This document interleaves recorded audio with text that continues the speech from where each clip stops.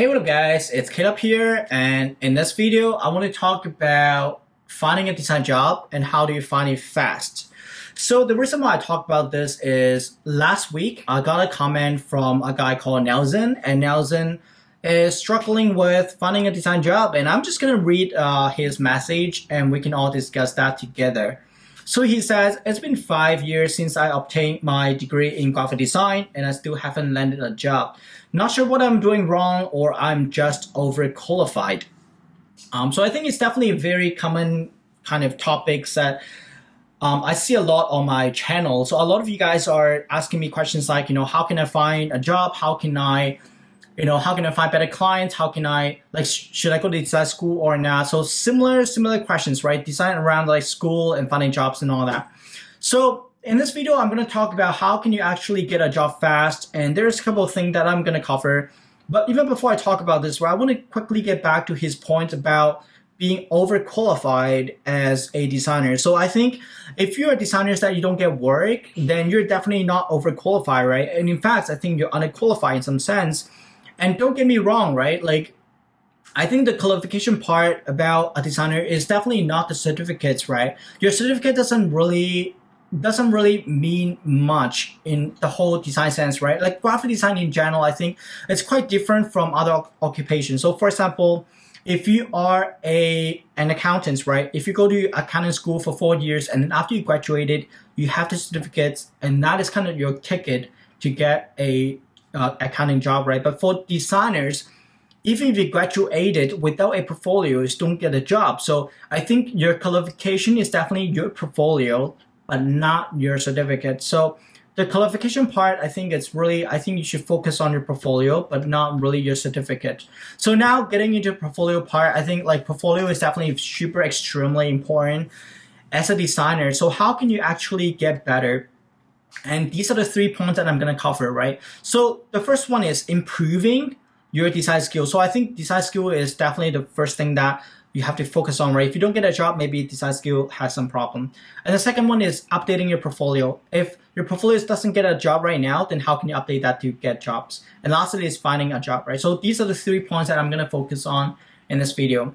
So the first one is, improving your design skill, right? So I think design skill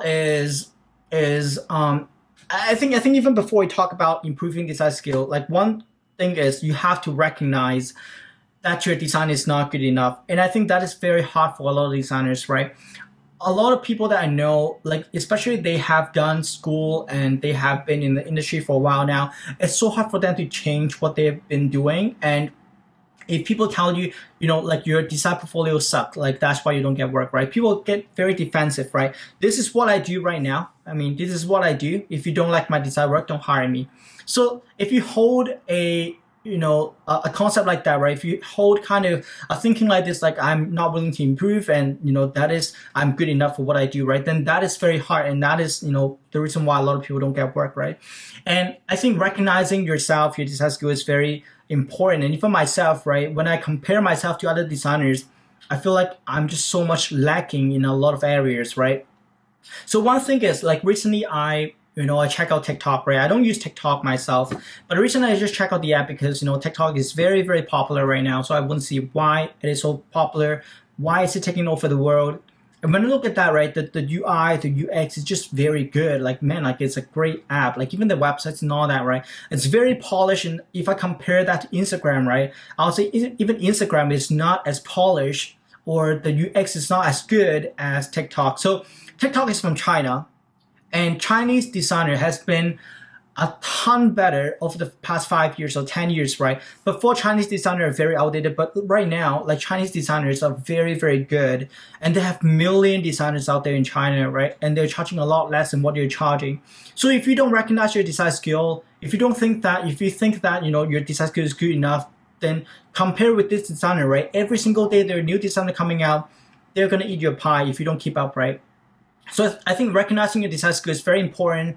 Then when you know that, hey, I should improve, I'm not good enough right now, I should get better, then how can you actually get better, right? So like I said, if you compare your work with the top 10 designers, let's say on Dribbble or on Behance or anywhere in the world, right? Compare yourself with the top designers and see how much you're lacking. And there's certain type of work that can get paid so much, right? If you don't know what you should shadow, I made a video about 5 designers that you should follow.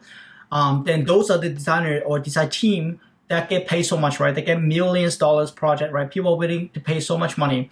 So I think those are the designers that you should follow and study their design work.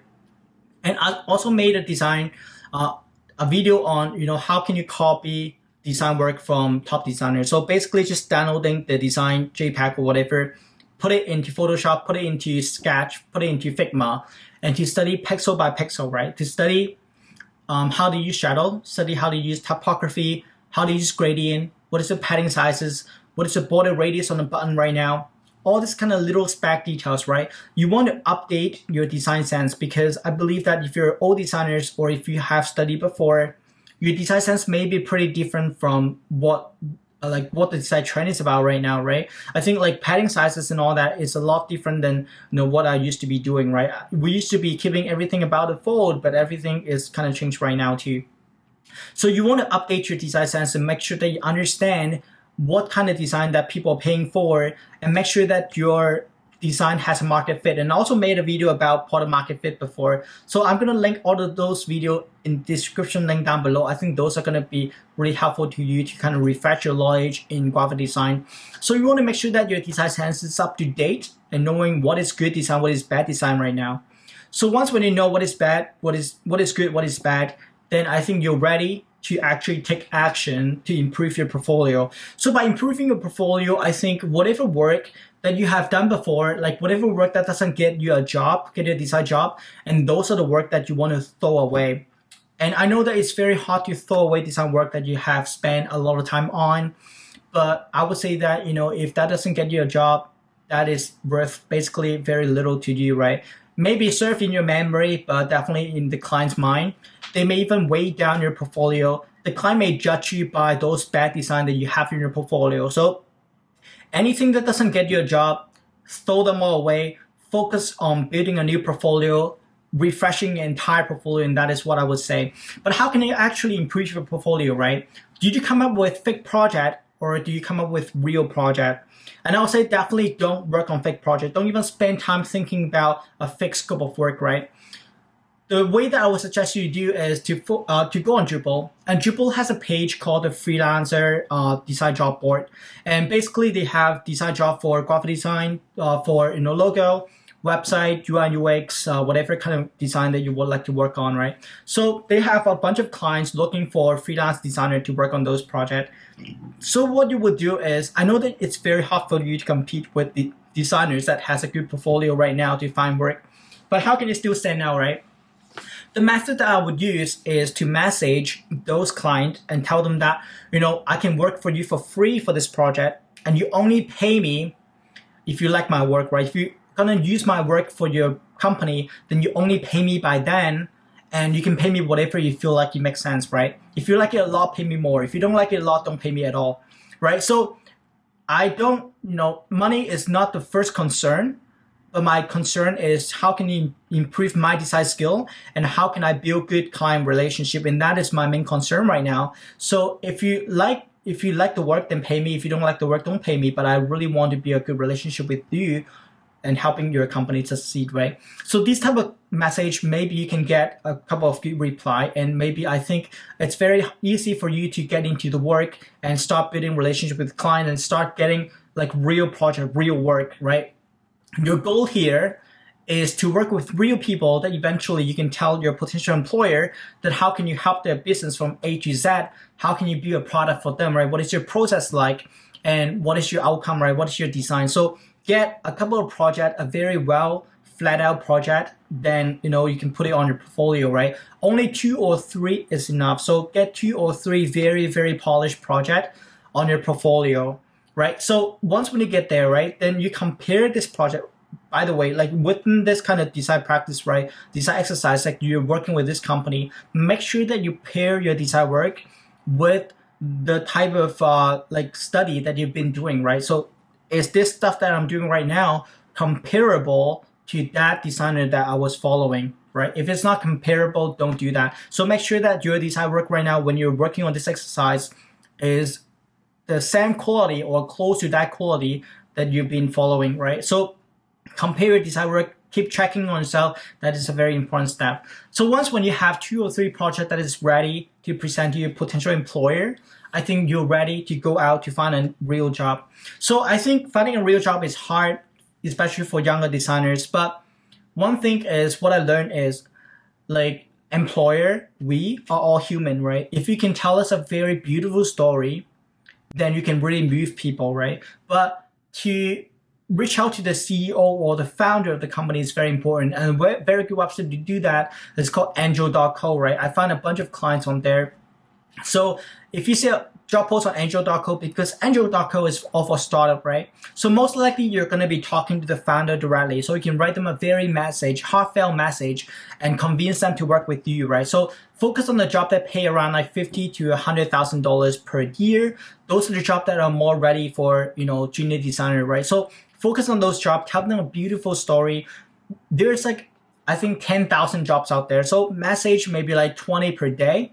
It's all a number game, right? If you message 20 per day, within a week, you may get a couple of calls, right?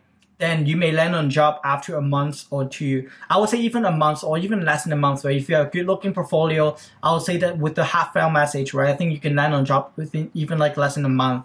So that is my game plan for, designers that are currently struggling, don't get work. And that is my plan to really help you to improve your portfolio and get yourself ready for a real job later on. So that may only take you less than half a year. So if you like the content, if you like what I'm talking about, if you think it makes sense, if you think it can help you out, then leave it in the comment section down below. Subscribe to this channel and follow me on all those social media accounts. And I'll talk to you guys next time.